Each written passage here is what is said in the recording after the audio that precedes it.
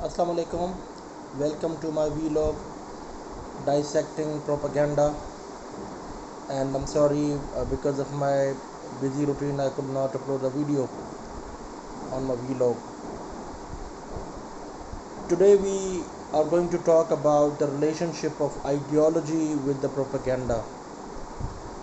Uh, you know, uh, there are many ideologies in the world throughout the history. There has been obsession with those ideologies. People believed them, they fought for them, and they died for them.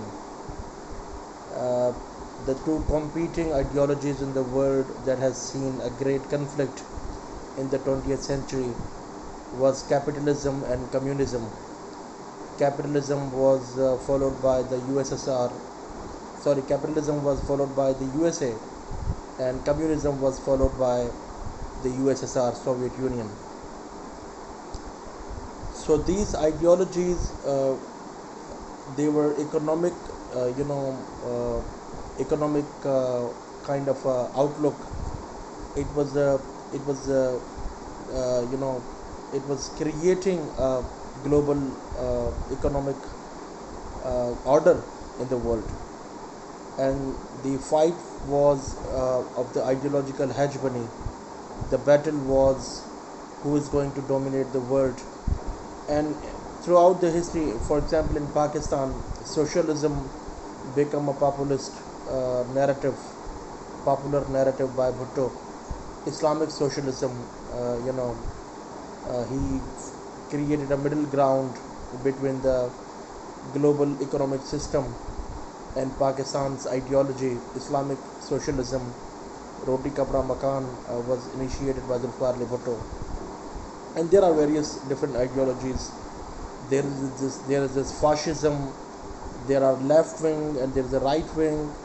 There are political forces who use religion for the politics, and there are progressive left wingers who base humanity, who put humans as a central piece, and throughout their political activity they do not use religion, but they also have the ideological inclinations.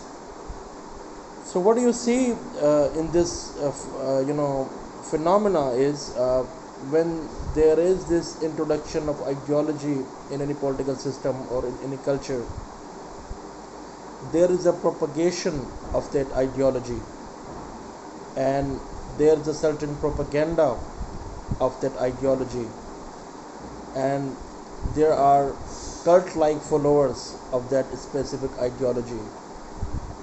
We all have ideological biases. We cannot move beyond our ideological biases. For example, science itself has come out as ideology. For example, the nexus between capitalist and the science.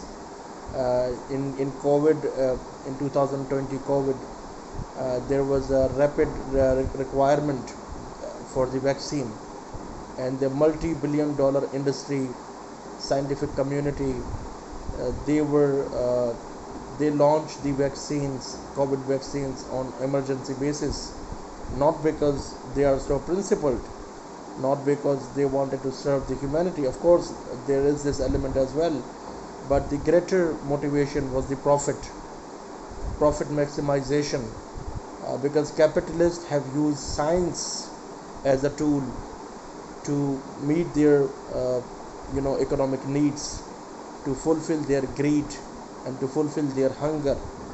That's what. So if you look at the ideologies, different ideologies, global ideologies, there are a lot of isms in the world that operate at different level, and these isms have played a pivotal role in propagating such fundamental beliefs.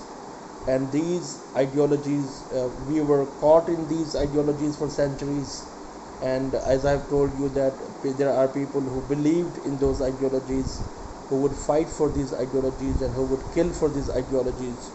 And so there is this propaganda of certain ideology, and the nature of such ideology is such that people, because ideology fits our life. It gives us a sense of mission, it gives us a sense of adventure and thrill, and it gives us a greater meaning, and it unites people. People are no more divided into groups and subgroups. Rather, it fosters the nationalism in the society at large.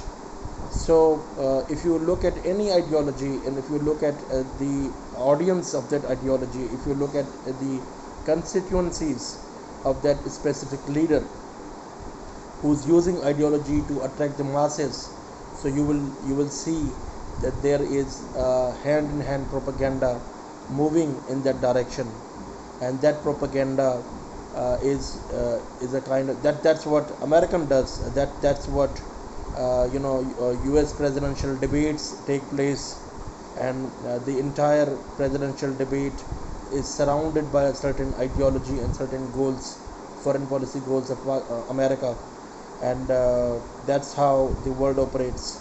So do perpetuate ideologies do propagate certain kind of propaganda, and we should be careful what ideological inclinations we have, and we should be careful about our biases.